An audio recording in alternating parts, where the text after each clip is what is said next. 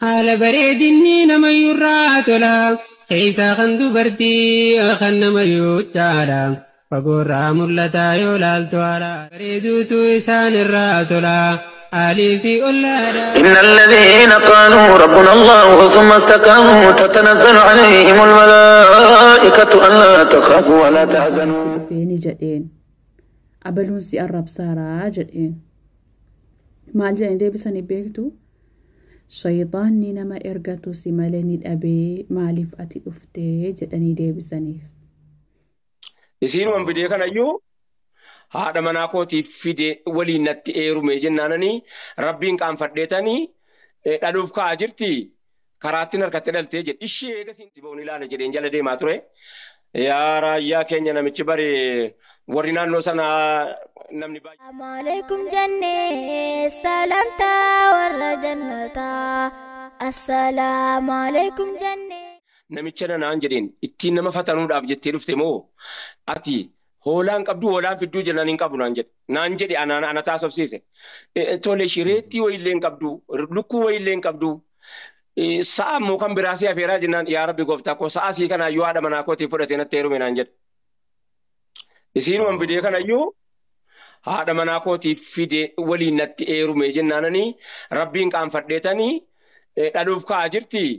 Karaattiin harkatti dhaltee jedhe ishee eegasiin karaatti dhaltee hoo jennaan eegan rabbii kennee ka'ee dhalte ilmoonis kan rabbiiti jedheen baadhee fide naan jedhe. La ilaha illallah. Shoof namni akka kanatti of mo'atee jennaan waan sitti magaa asitti har'a namni qabeenya guddaa naannoo gachiitiif naannoo sana keessaa qabu namicha kana. Qabeenya guddaa rabbiin itti gadhiisee.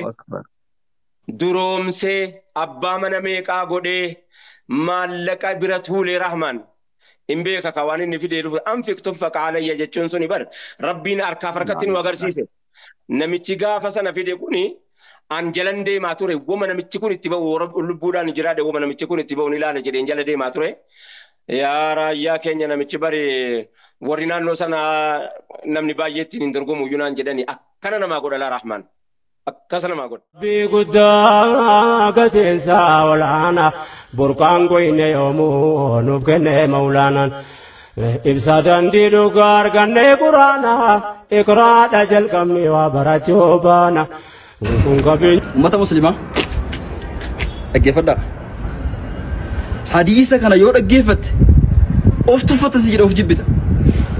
يقول النبي صلى الله عليه وسلم فيما رواه أبو هريرة عن رسول الله إرجما ربي رواية مسلم أوديس جسد حديث كان أبي هريرة كان أوديس يجرو من مات ولم يغزو ولم يحدث بها نفسه مات على شعبة من نفاق نمد يا ربي والجاه أصوهن دولن ربي في أصوهن قبساهن أصودين جبسن أكسمس قرتي أصول بوسات ناسين قابتو كندير ربي إيه جبسير أصوهن ناسين يأخذوا أتى ربي والجوتة مات على شعبة من نفاق منافق مرة دميتك حق أفتي ربي والجاهد أديس دوبنا من ساعات يوم هذا يسبه رسول الله الرسول جرا أمانتي سلامة رؤيس سجرا من دنا أنت وندار الله من ده ندول تو ديم ده ندول تغافل كونسولات ندوا. السلام عليكم ورحمة الله.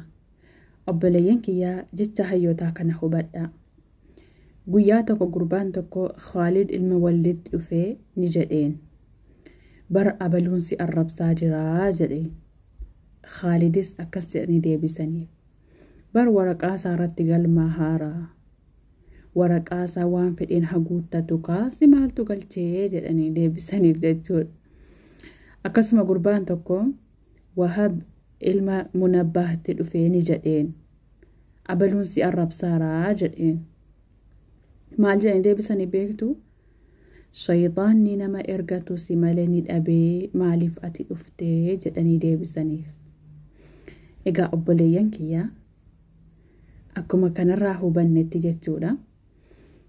Jette kan jedhamu jechuudha. Abalukkasiin jedhee jedhamu jecha hamaadhaan abalukkasiin jedhamee gaafa isinitti himamu jecha hayyootaa fayyadamuudhaan deebisaa jechuudha. Maaliif jennaan fardaaf jechi namaa fardaaf okaa adda bulchee jedhamammaa kaanii. obboleeyyan kiyya kan na daawwataa jiraniin onni jechuu barbaadu dhiiraaf dubartiin illee hunduma isaaniitu hardhaan tana rakkoo guddoo qabna baafannaa arrabaa keessatti. Hamni waan laaftuu miti. Rabbiin nu qormaatu ta'a haasawa keenya hundarratti. Ani ka isiniin jedhu obboleeyyan tiyya. Gariin keessan ni salaata, tasbiiha oofa, tahliila oofa, ka irra jira. Garuu yoo dubbiin namaa kaate, a'uudhu billaahi. Shayxaanni harkaa bahe duruu arrabni harkaa barare. Amr ibn Aas akka jedhe radiyallahu anhu gaaf tokko nabii waliin osoma deemnu sahaabota waliin alayhi salaatu wassalaam. Nabiin gaangee duutu wayii irra dhufan tan duutee bokokte wayii. Nabiin irra dhufnaan wallaahi jedhan mee jecha kana dhagayaa. Wallaahi kana garaa guuttatanii nyaatutu irra gaariidha. Foon obboleessa keessanii kan muslimaa nyaatuu irra gaangee bakti. Kun ammoo jecha rabbiitii walgala. أيحب أحدكم أن يأكل لحم أخيه ميتا فكرهتموه. ما أما فكين يمنا نمان توكو قلقل عشان كان كنا الرسين جده. وقريت أتيتو الشمع سنجرانيتوما كنو صافا نياتا رفون نما تقوتو بالجاتة سيئغو تجيرا. ما مالتو ستراغام ريفا كين يقران نكايتو كان. يرو نتي أتيتو تنجيت تتينيتوما ديكا قدها من نري. ابن مسعود قاف توكو سما نبي بيرتينيو عليه الصلاة والسلام namtichi illee nu cinaa taa'aa ka'ee ba'ee jedhe namtichi kun. Kuni ammootu waanuma taa'amaa oolu namni naamatan jedhu dugdafaatu dhukkubutu mala. Namtichi kun ka'ee ba'ee jedhe. Namni tokko yookaan lama warra taa'u kanarraa isa ba'e kana hamatan. Achumaan nabiin ilkaan qonforadhu jedhaniin. Qonforadhu jechuun muka xiqqoosaniin foon ilkaan keessaa yaafatudha. Qonforadhu jedhaniin. Yaa ergama rabbii maaliif re'ee foon hin nyaanne jedheen. Foon obboleessa keetii re'eefuma tana nyaatte jedhaniin. Dubbiin laaftuu miti. Kanaaf wanni an jedhu irra hamtuun irra badduun dhalaa irdii muslimaa tokkodha. Dhalli haraamamu haraamaa miti. Irra hamtuun dhalaa jechuun tan haraamummaan ishee akkaan jabduudha. Foon muslimaa nyaatuudha. Hamatuudha. Jaran hamaa fi kutteen keessattuu kutteen jechaan nama gidduu deemuun nama garii wal xalaayisifteerti. Jaarsaaf jaartii jidduutti shakkii uumteerti. Nama gargar qooddeerti. Nama walitti deemsiteerti. Nama hojiirraa ariiteerti. Abbaa haqaa haqarraa miliisiteerti. Waa hedduu raawwatte waa hedduu miiteerti. Rabbiin guddaan ammoo zaalima tokko akkuma inni nama zollometti hin dhiisu. Mee maaltu sitti dhaga'ama? Namni tokko harka isaa ol qabee yaa Rabbi nama haqa kiyya dogongorse ka irdii tiyya tuqe kana hamate yaa Rabbi halaaki yookaan yaa Rabbi waan akkanaa godhi yoo jedhe. Kanaafuu ofii fi isinillee wanni an dhaamu kana jechaadha. Mee Abu Bakrii fi Umariin namni caalu ni jira nabi asitti sallallahu alayhi wa sallam. Abi Bakrii fi Umar ta'an jedha hadiisa anastu odeesse aadaa araba duriititti yoo imaltuu deeman nama isaan kaddamu nama isaan gaddamuun deematan. Abi Bakrii fi Umar imalanii kaadima isaan kaddamu tokkotu bira jira. Waggaa nyaata barbaachaaf kaka'an kaadima karafaa jiru argan. Abu Bakrii fi Umar namichi hirribeedha jedhaniin. Akkaan hirriba jaalata jechuudha. Tana jedhanii ka'ii nyaata nu godhi jedhanii ka'ee nyaata isaanii godhee erga raawwatee nyaata godhee raawwatee jennaaniin deemii nabi waamii nu wajjin nyaata haa nyaatu jedhaniin. Achumaa nabitti dhaqeetiin hogganni jedhu rasuulli isin na dura nyaattan jedhiin jedheen. Isin na durayyuu nyaattanii geessitan jedhiin jedheen. Abu Bakrii fi Umar jechuma hirriba jedhu kana qofaaf. Rifatanii maaltu galachichi jedhuuf deemanii nabiin bira dhaqanii wagga nabitti seenan alayhi salaatu wassalaam. Nabi Rabbi sallallahu alayhi wa sallam foon obboleessa keessanii nyaattanii jirtanii jedheen. Jechuma hirribe jedhu kanaaf.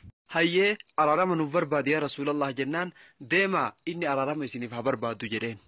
Kanaafuu annasiyaan isinii dhaama.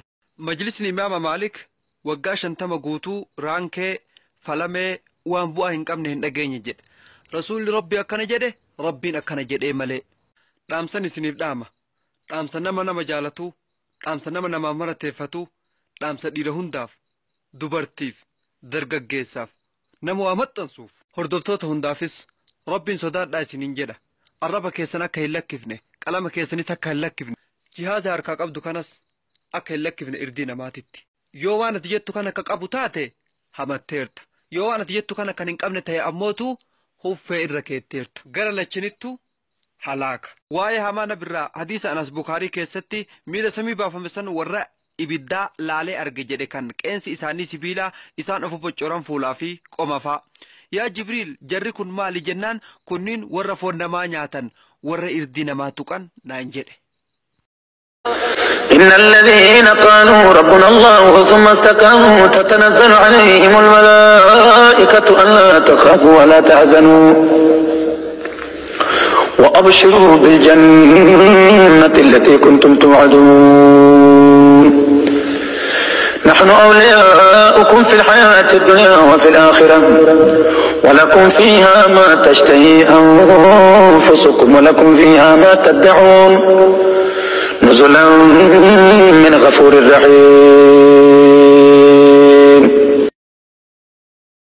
السلام عليكم جنة سلامتا ور جنتا.